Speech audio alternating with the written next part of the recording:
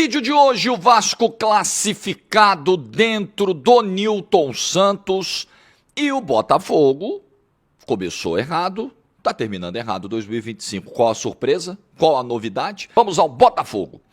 Primeira coisa, o histórico do Botafogo em Copa do Brasil é uma coisa muito ruim e eu acho que é incompatível com o que o Botafogo representa para o futebol brasileiro. O Botafogo só tem 4 semifinais de Copa do Brasil na história, né? Não chegou à sua quinta ontem. Só tem uma disputa de final e perde essa final dentro do Maracanã para o Juventude. É algo que eu acho que, já que o trabalho da SAF, o trabalho do Textor é um trabalho de resgate institucional, é algo que precisa estar no radar em qualquer planejamento do Botafogo daqui para frente. Escuta, Copa do Brasil. O Botafogo não pode demorar mais tanto tempo para ganhar a sua primeira Copa do Brasil. Ganhou uma Libertadores, fantástico, voltou a ganhar o Campeonato Brasileiro depois de 30 anos, fantástico, mas precisa ganhar a Copa do Brasil. É um título que o Botafogo precisa ter. Agora, o Botafogo esse ano se deu ao luxo. E aí, vamos voltar aos vídeos do início do ano? Vamos voltar à ladainha? O Jorge estava certo, o Jorge estava errado? Nesse caso, eu acho que o Jorge estava certo. A gente erra, eu erro. Nossa, projeção bizarra. Errei palpites na Copa do Brasil, acho que errei metade, né? Dos 4 que passaram, eu só acertei 2. Erro, pô, claro. Mas sobre o Textor, o planejamento do Botafogo para 2025, a gente estava vendo a tragédia, a gente estava farejando a tragédia desde janeiro. O Botafogo esse ano jogou fora a Supercopa do Brasil. Pelo que me consta, ele não tem esse título na galeria, né? Não tem. Ele jogou fora a Recopa Sul-Americana. Pelo que me consta, ele não tem esse título na galeria. Correto, Textor? Correto? Não, não tem. E dá pra dizer que ele jogou fora, sim, Copa do Brasil, possibilidade de um bicampeonato da Libertadores. Jogou fora. Com a sucessão de erros cometidos desde o início do ano.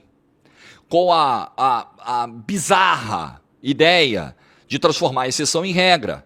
Porque o que aconteceu em 2024 é exceção. Você montar um time numa janela de meio de ano, você trazer 2 caras extra séries, muito acima, fora da curva, Luiz Henrique e Almada, os caras comerem a bola, isso é exceção.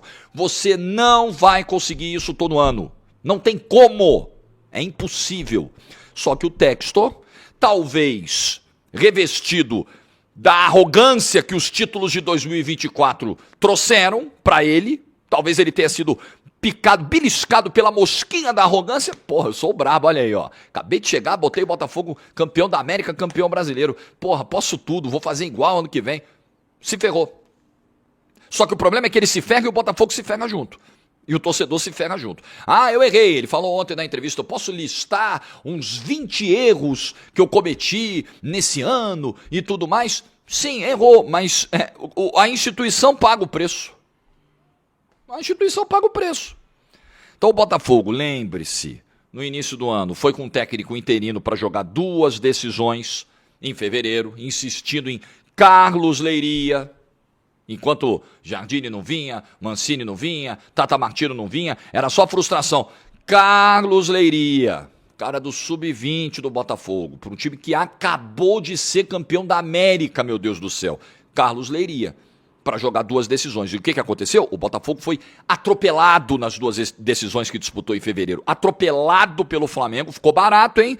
Podia ter sido goleado pelo Flamengo em Belém, hein? Ficou barato, graças a Deus. Tá, Textor? Dá graças a Deus. E atropelado pelo Racing, tomando 4 no agregado. Fora o baile. Então, já começou por aí. Aí, Renato Paiva. Aí, depois dessa demora de jogar 2 títulos fora em fevereiro, não, agora resolvemos, hein? Agora, não, agora temos um nome. Renato Paiva. Eu não vou gastar muito tempo do vídeo para falar sobre Renato Paiva, porque não é necessário. Não é necessário. Simplesmente uma contratação que não deveria ter acontecido. Não deveria ter existido Renato Paiva no Botafogo. Não tinha motivo, argumenta no seu fato dele morar no Rio de Janeiro e ser o único cara disponível. Depois de tantos não que o Botafogo tomou. Não tinha mais nenhum argumento, nenhum. Mas tudo bem, vou parar por aqui, não vou gastar mais tempo. Janela, Botafogo gasta 500 milhões, eu fui pegar aqui, né, eu vou tentar pegar, eu não peguei antes do jogo, eu vou tentar pegar aqui a lista de contratações do Botafogo para esse ano, Contratações, Botafogo 2025. Porque a janela do Botafogo de primeiro ano, assim, de primeiro semestre, de início do ano, foi uma janela de 500 milhões de reais, você vai lembrar. 500 milhões de reais.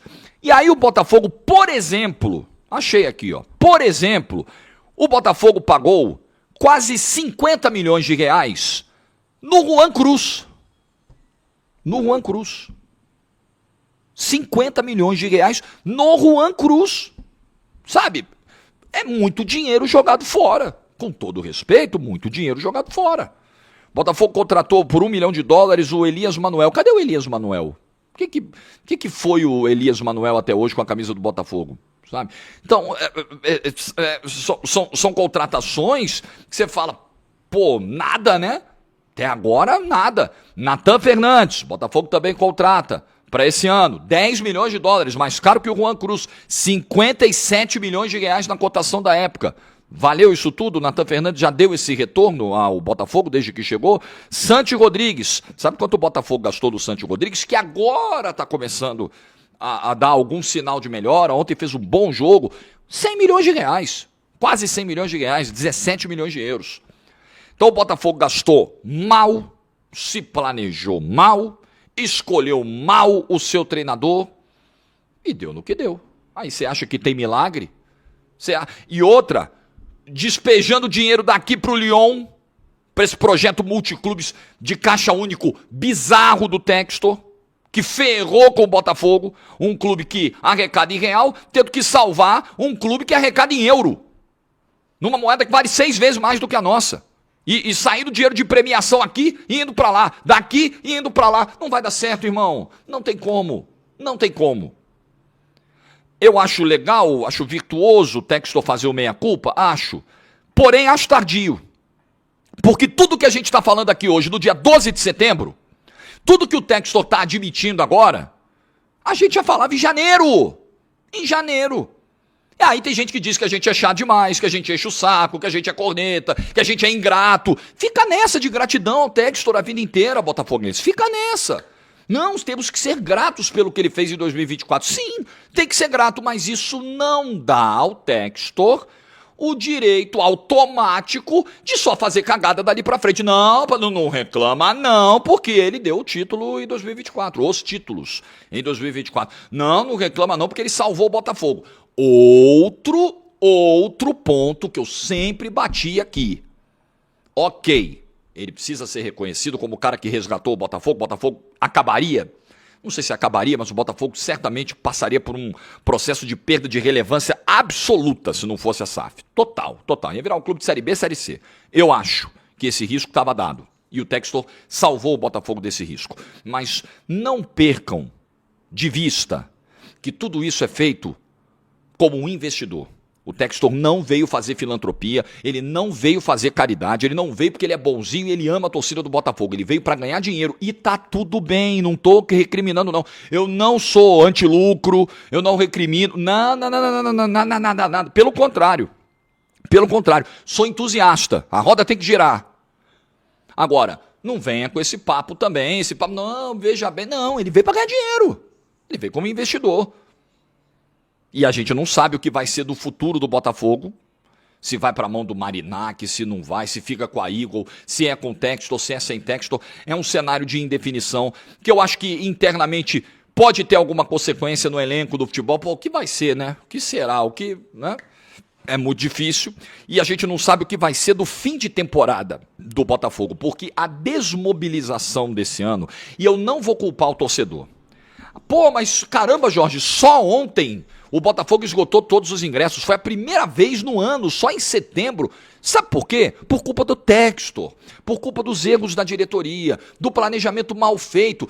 Isso desanimou o torcedor, desmobilizou o torcedor. O torcedor falou, nossa, mas que bagunça, hein? Não vou comprar essa briga não. No ano passado ele comprou, óbvio.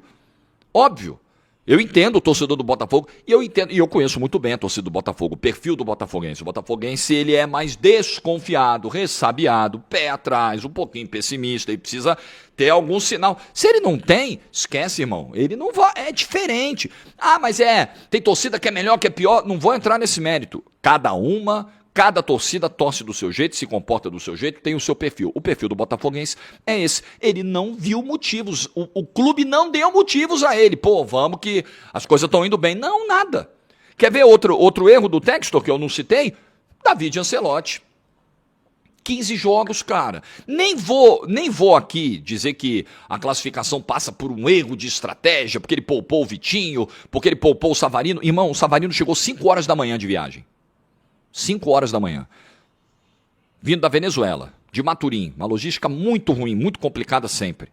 O Vitinho jogou 60 minutos numa altitude de 4.150 metros. Eu não vou recriminar. O problema não está aí.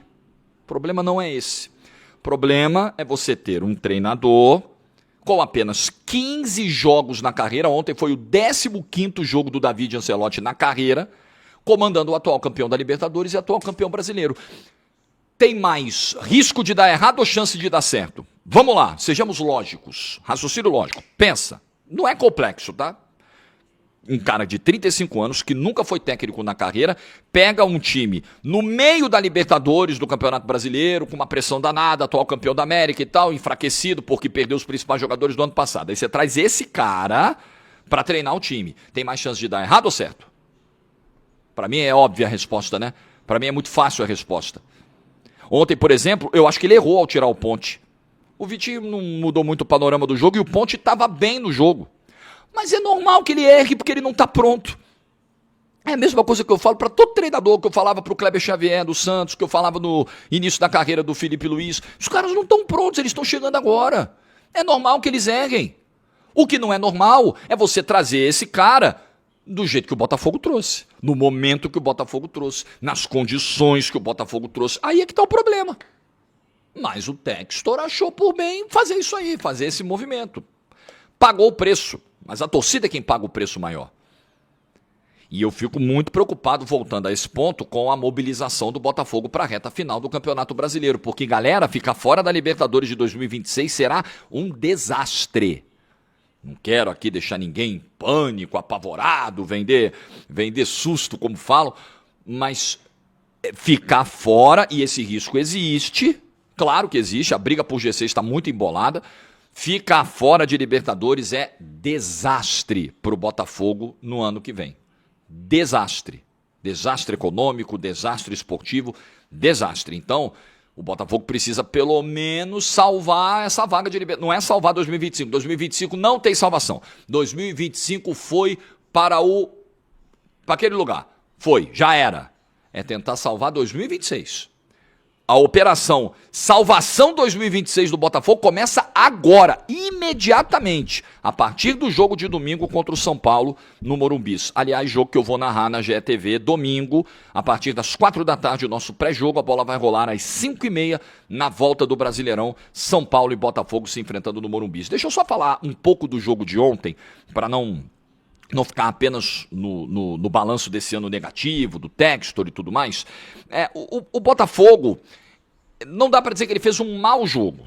Botafogo, muitas vezes, dominante em grande parte do jogo, criando oportunidades, mas falta essa contundência, né? Falta esse entendimento melhor, essa dinâmica mais ajustada entre meio campo e ataque, falta o poder de decisão.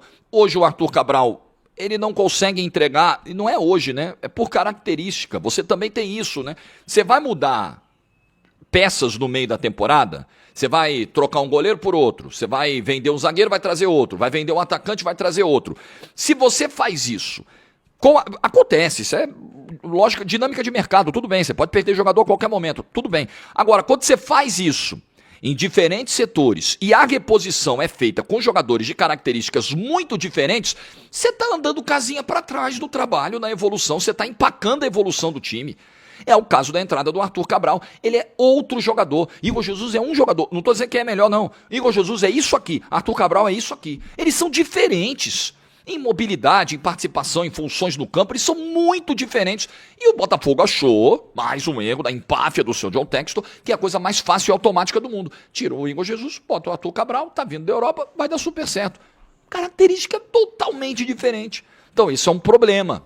para o Botafogo. Isso é um problema importante para o Botafogo. Claro que ontem não teve Vitinho, o Montoro, o Savarino também não jogou, entrou só no segundo tempo, o Montoro tinha sofrido acho que uma indisposição estomacal, acabou ficando do banco, o Jefinho acho que fez um jogo interessante, né? Às vezes errando, sozinho, mas tentando, conseguindo alguns dribles. Gostei também do jogo do Santi. Gostei da entrada do Matheus Martins. Para mim, da galera que veio do banco, foi quem entrou melhor, o Matheus Martins. E olha que é um jogador que já foi criticado aqui nesse canal algumas vezes, mas entrou bem. Teve uma finalização de perigo que o Léo Jardim espalmou, e espalmou muito bem para tirar a possibilidade do rebote do Arthur Cabral. Então foi um primeiro tempo de domínio do Botafogo, segundo tempo de um Botafogo mais presente no campo de ataque, mas na reta final um pouco mais de trocação com o Vasco, e um resultado muito frustrante. Aí o Alex Telles perdeu o pênalti, acontece. Não acho que o Alex Telles tenha feito uma cobrança ruim, foi no nível da cobrança que ele acertou no primeiro tempo do jogo. Só que aí, enfim, Léo Jardim acertou o canto, você tem um baita goleiro do outro lado também, faz parte, acontece. Mas o que é bem irritante pro botafoguense é ele olhar pro confronto e falar, pô, dava pra passar, né? Na boa, é tipo o Bahia, né? Só que o Bahia foi diferente. O Bahia foi uma questão de postura, comportamento, uma certa covardia dentro do Maracanã. O Botafogo foi a incapacidade de converter, de fazer os gols, de transformar aquele domínio em vários momentos do jogo em uma pressão realmente efetiva no Vasco. É aquela sensação, pô, olha o material que o Botafogo tem, olha o investimento que o Botafogo fez, olha a situação. Dava para ganhar, dava para classificar. Eu acho que isso também deixa muito frustrado. Dava para competir na Supercopa do Brasil se o Botafogo tivesse planejado bem? Dava. Talvez não ganhasse do Flamengo, mas talvez não passasse a vergonha que passou. Talvez não passasse a vergonha que passou contra o Racing. Dava para fazer muito mais nesse ano. Mas, infelizmente, o Botafogo optou pelo caminho mais difícil. Tomara que esse discurso do Textor ontem pós-jogo não tenha sido um discurso vazio de rede social para tentar dar uma afagada, uma acalmada na torcida. Que seja verdadeiro esse meia-culpa, por mais que seja tardio. Que seja verdadeiro, que se aprenda com os erros e que se entenda que não dá para brincar com o primeiro semestre. Tem que Textor, o recado é muito claro. 2025 esfregou pra você. Não dá pra fazer o primeiro semestre de sacanagem como o Botafogo fez esse ano. De sacanagem. Ah, tá bom, daqui a pouco a gente resolve. O ano pra gente começa em abril e maio. Isso não existe. Isso tá claro, cristalino na cara do Textor. Isso não existe. Vamos ver se o Botafogo não vai repetir esse ano em 2026. Esse erro em 2026. Item número 1. Baby Ancelotti cometeu muitos erros. Muitos erros. Item número 2. A mentalidade europeia do treinador depende muito, mas a maior parte deles pensa como o Ancelotti. E eu fiquei um pouco preocupado, porque se o pai pensar igual, nós vamos ter problema na seleção. Qual que é o pensamento? Físico, físico, físico, físico, físico, físico, depois a técnica. Se você não tiver 100% fisicamente, se você tiver 80%, mesmo que você seja um craque, eu prefiro que esteja 100% fisicamente. Essa é a mentalidade europeia. Equivocada, porque na América do Sul se joga outra maneira no futebol. Aqui a gente ainda resolve o jogo muito no fator de liderança e no fator técnico. Então o Ancelotti, filho, Baby Ancelotti, mostrou hoje que ele não conhece o futebol sul-americano. Se ele conhecesse, ele jamais abriria a mão de 4 jogadores ao mesmo tempo, por entender que fisicamente talvez eu pudesse simplesmente trocar as peças, e eu acho que os jogadores que estão na reserva estão aptos a simplesmente cumprir porque eles estão fisicamente igual. Não funciona assim. O futebol sul-americano ele é técnico. Por mais físico que ele tenha se tornado, por mais que ele tenha decaído e copiado a Europa, ele ainda é muito técnico. Então, cometeu-se um erro brutal. Ele dirigiu o Real Madrid hoje. Ele cometeu um erro muito grande.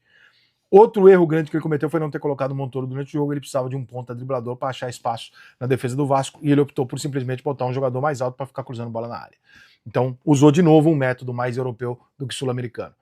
Fiquei preocupado porque eu tenho medo do pai ter a mesma ideia de que é a mesma coisa. E não é. Durante o jogo, o Botafogo não foi culpado pelo Vasco ter feito o gol, porque o Botafogo não jogou pior do que o Vasco, em nenhum momento do jogo, só no finalzinho. O Botafogo teve a bola, domínio do jogo e tal, mas o Vasco entrou em campo sabendo que ele era um time inferior do que o Botafogo. E sabendo disso, o Vasco fechou a casinha e falou, cara, se der para atacar, eu vou no contra-ataque. Se não der, eu vou tentar levar para os pênaltis. Por quê? Porque eu tô falando do campeão da Libertadores, do campeão brasileiro, e eu que tô fudido há anos. Então eu não vou aqui dar uma de maluco, meter o dinizismo e sair tocando a bola assim pra cima do Botafogo. Cara, tem que se fazer um elogio. O Diniz entendeu que existe uma outra forma de jogar futebol. Ué, se a gente criticava tanto isso, o Diniz só tem um jeito de jogar, o Diniz não abre mão daquilo que ele acredita, tem jogo que você tem que jogar desse jeito. Ué, o Diniz hoje mostrou que ele abriu mão de uma série de coisas que ele acredita. Né? O Vasco não ficou tocando a bola de pé em pé, o Vasco não ficou com a bola, o Vasco foi reativo quando teve que ser, armou um contra-ataque, acelerou o jogo quando precisava, não levou perigo ao Botafogo, é verdade, não fez um bom jogo o Vasco, mas defensivamente o Vasco aceitou a condição dele dentro da partida. Quis levar para os pênaltis e psicologicamente levou para os pênaltis, favorecendo psicologicamente a ele, porque o Botafogo entendeu que ele ia ganhar o jogo no tempo normal e o Vasco achava um bom negócio levar para os pênaltis. Quando chegou nos pênaltis, o Botafogo estava mais cabisbaixo do que o Vasco. Acho que foi isso que decidiu os pênaltis? Não. E aí vou entrar em outro detalhe importante. Veja como o futebol é filha da puta. E como as análises do futebol elas são deturpadas. A gente analisa tudo de acordo com como o jogo acabou. E eu vou fazer um exercício aqui de imaginação muito fácil. Vamos supor que o Botafogo tivesse ganhado o jogo nos pênaltis. Podia acontecer, não podia? Normal. Só um pênalti vai pra cá, outro vai pra lá e resolve os pênaltis, o Botafogo passa. Ou o Botafogo faz um gol no finalzinho, sei lá. Mas vamos nos pênaltis aqui, que é um ponto principal no final do jogo. Nos pênaltis, o Ancelotti, Baby, colocou o melhor jogador do Botafogo para bater pênalti para abrir a série do Botafogo. De acordo com o que a maior parte das pessoas pensa, ele fez o certo. Fez o que o Tite não fez na Copa do Mundo, onde dizem que o Neymar... Na verdade, você sabe que aquela discussão era porque era o Neymar para encher o saco. Mas dizem que não, quem tinha que abrir era o Neymar. Muitos treinadores acreditam que o melhor é encerrar. Outros que acreditam que é abrir. Isso é uma discussão que vai de cada um. O Diniz, na minha opinião, embora ele tenha vencido, eu estaria aqui agora fazendo uma puta crítica ao Diniz se ele perde no Botafogo nos pênaltis, nos últimos 2 pênaltis. Por quê? Cara, de todos os jogadores do Vasco, tinha um jogador do Vasco que não podia bater o último pênalti. Quem é esse jogador? É o cara que tem um trauma de pênaltis recente na carreira dele, no Internacional, Robert Renan. Esse cara não podia nem bater pênalti hoje. Hoje, cara decisivo, não. Por mais que fosse importante para ele, Renan, se recuperar disso, exorcizar o fantasma, o Diniz é técnico do Vasco, mais do que psicólogo e assistente social. Então, o Renan não podia bater o último pênalti. Ele tinha que ser uma das últimas opções. Por quê? Porque esse cara tem um problema com o pênalti. Eu não vou lidar com esse problema hoje. Eu vou lidar com esse problema no ano que vem contra o Itubiara na Copa do Brasil. Hoje eu vou botar para classificar. Por que ele correu esse risco? Por que ele colocou esse cara para bater o último pênalti? E por que ele colocou um estreante para bater o penúltimo pênalti? Os 2 últimos pênaltis do Vasco foram colocados para bater 2 jogadores que não por técnica, mas por condição de pressão, não eram os jogadores para bater aqueles pênaltis. Talvez o Matheus você consiga argumentar na questão técnica. Falar, pô, o Matheus França é muito bom jogador, então eu coloquei um cara tecnicamente que pode bater. E tudo bem, eu aceito, não tem problema nenhum, não vou criticar por causa disso. Mas as 2 últimas, a última foi pior ainda. O Diniz poderia estar sendo massacrado neste momento por ter colocado esse cara para bater o último pênalti. Correu um risco, ele é muito bom jogador, tá? Mas a carreira dele teve a reviravolta que teve por causa de um pênalti. Então, não era para ter batido. Não era esse cara para ter batido o pênalti. Mas conhecendo um pouquinho o Diniz deve ter pensado, não, eu vou dar oportunidade para ele exorcizar esse problema e seguir a carreira dele. Diniz, o Vasco em primeiro, depois tua assistência social, Diniz, caralho. Cara, o Vasco não é merecedor por jogar mais do que o Botafogo, mas talvez por ter levado o jogo mais a sério. Porque o Baby Ancelotti cometeu muitos erros, parece que desqualificou a importância da partida, não entendeu o que estava acontecendo, e não entendeu durante também, quando ele tinha que ter botado o Montoro. Fez um péssimo trabalho nesse jogo, e o Vasco é merecedor de estar onde está. Daqui para frente, meu irmão, Cruzeiro, Vasco, Fluminense, Corinthians, favorito, Cruzeiro. Cruzeiro é melhor do que os outros 3. Indiscutivelmente, Cruzeiro é melhor do que os outros 3. Agora, favorito em clássico no Rio? Não vai ter favorito. Tem muita gente que acha que o time do Fluminense é muito melhor do que o do Vasco. No papel, não é muito melhor, não. Tá? Só que as peças do Vasco não entregam o que o papel diz. Mas se você botar o papel um do lado do outro, o time do Vasco é cheio de bons jogadores. Só que não entrega. O Fluminense com jogadores, alguns muito bons, outros nem tanto, ele entregou já esse ano. Então o Fluminense está um pouco mais leve. Mas o jogo é em dezembro, não dá para saber o que vai acontecer. Parabéns pro Vasco, para toda a torcida vascaína que acreditou. E o Fogão continua achando que montou um time pro ano que vem. Esse aqui é o 23 do 24 do Botafogo. Ele montou uma base onde ele vai arrumar os ajustes no ano que vem. Eu imagino que é o que está acontecendo. Esse time do Botafogo não está pronto, não é para ser campeão esse ano. Claramente não é, e eu estou dizendo isso aqui há alguns meses. Desde quando eu comecei a ver esse time jogar, eu falei, não. o Montoro é para o ano que vem, fulano é para o ano que vem, o Arthur não é a solução, eles vão contratar uma solução para lá. Tá? Não é um time pronto, é um time que ainda está esperando para saber quais são as peças para ajustar. Não passou o melhor, mas passou quem quis mais. Isso dá para cravar. Vamos lá, a pergunta sobre ele ia começar atrasado, ele falou, a temporada não começou em abril, ele falou, o ano passado fizemos a mesma coisa e tivemos a melhor temporada em 120 anos do clube. Citou que o Flamengo está 10 pontos à frente no Brasileiro, como quem diz, ainda dá, né, existe objetivo no ano, e falou que voltar no que foi o começo do ano é olhar no retrovisor e que isso não agrega grande coisa. Look, I mean, we're judging ourselves against last year. Right? A gente está julgando a gente em relação ao que foi o ano passado. Horrible, right? But we're now a different organization. We expect to win. A gente agora é uma organização diferente. A gente espera ganhar. That's because we expect to win, right? E toda a repercussão porque a gente espera ganhar. Look, we still have the support of these fans. They're going to wake up tomorrow. Their lives are going to continue. We're going to feel this pain for a while, especially because it's not just a cup loss. It's a Clásico, right? Yeah, it's painful, but, you know, again, we're an organization that expects to win.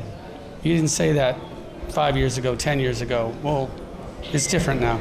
John, many fans are talking. Ele falou sobre... O começo dessa resposta é boa, né? Que ele fala, a gente está se comparando ao que foi o ano passado. Na verdade, agora, tudo nisso, né? Isso, pode pegar aí, porque o final dessa resposta foi meio... a gente vai dormir, vai acordar chateado, mas a vida vai seguir, enfim, o melhor... Eu acho que assim, ele, de certa maneira, ele se vangloria durante toda a entrevista, e com razão, tá? Não estou aqui criticando nem ironizando, assim. Ele se vangloria de falar, gente, tudo bem, tudo que está acontecendo hoje é porque... a gente mudou o patamar do Botafogo. Basicamente é isso que ele diz. A gente mudou o patamar do Botafogo, o sarrafo hoje é outro, então se a gente não é campeão, os caras estão reclamando. Eu entendo e faz sentido, e ninguém discute que ele mudou o patamar do Botafogo. Vale lembrar onde o Botafogo estava e onde o Botafogo está. E qual é o elenco do Botafogo hoje comparado com o elenco que o Botafogo tinha. Isso não acho que o exime de explicar por que certas coisas têm acontecido no Botafogo. Porque quando a gente pega os exemplos dos times também vencedores no Brasil nesse momento, são times que não precisam se desfazer de elencos campeões de uma hora para outra, como ele fez. Então, eu acho que essas questões é que ele precisava falar. Eu acho que, de maneira geral, ele traz uma ideia conceitual de que é verdade, e a gente tem problema de enxergar isso, que no futebol só um vai ganhar, de que é legal você estar lá em cima, você tá brigando em alto nível e tudo mais, e ele tá perfeito. Mas que o ano começou tarde, começou. O que o ano começou tarde, que ele cometeu equívocos ou que teve dificuldades que os seus rivais hoje não têm, e aí por questões pessoais dele ou do grupo dele, e que não tem nada a ver com o Botafogo, isso também é um fato. Como negociações. E é isso, e acho que é sobre essas coisas que ele precisaria falar mais. Né? Teve só uma parte que eu não traduzi e lembrei aqui, que ele citou o Arthur Jorge, né? Assim, ele não fala o Arthur Jorge, mas tivemos uma saída inesperada o que é verdade, sim, mas assim, todo time também tem... no meio do ano... Tem uma saída inesperada em dezembro. Ele vai contratar o técnico em março? Sim. E acho importante colocar assim, assim, a cobrança não é ganhar o Brasileiro e a Libertadores todo ano. Sim, né? Exato, claro. Acho que a cobrança é não ser eliminado em todas as competições por times piores que você. Eu acho que assim, pode até ser eliminado, mas assim, eu acho que dele o que tem que se cobrar é uma gestão mais responsável do que está sendo feito. Sim. Porque ele, entre aspas, vamos colocar assim, ele largou o Botafogo esse ano para cuidar dos problemas outros dele. E ele falou, o que dá para arrumar aí? Perdemos o técnico em dezembro. Tudo bem, não tem pressa não, bota aí um auxiliar. Bota o Caçapa, onde é que está o Caçapa? Traz o Caçapa. Inclusive apareceu hoje na disputa de pênaltis. Vai dirigir aqui até que chegue outro. Aí chega o outro. Aí, porque é eliminado na Copa do Mundo de Clubes, cara, num jogo absolutamente competitivo, vai para a prorrogação, perde no lance que o time dele já estava desfigurado, porque vai perdendo jogadores na prorrogação. Aí esse cara é mandado embora. O treinador que tinha derrotado o campeão da Champions. Ele dá um arrobo e fala assim, não, esse não é o Botafogo Way. E manda o cara embora. Sabe, um cara que ele tinha demorado para contratar, mas que tinha vencido o PSG, cara. Ele contratou no lugar, o Ancelotti que tá falando. Que é um tiro no escuro. Calma, não vai embora ainda. Aqui em cima tem um vídeo especialmente escolhido para você. E aqui embaixo tem o último vídeo que a gente postou. Corre lá e assiste, é maneiro. E aqui você vai se inscrever no canal. Clica aqui, se inscreve no canal, dá essa moral pra gente. Tamo junto.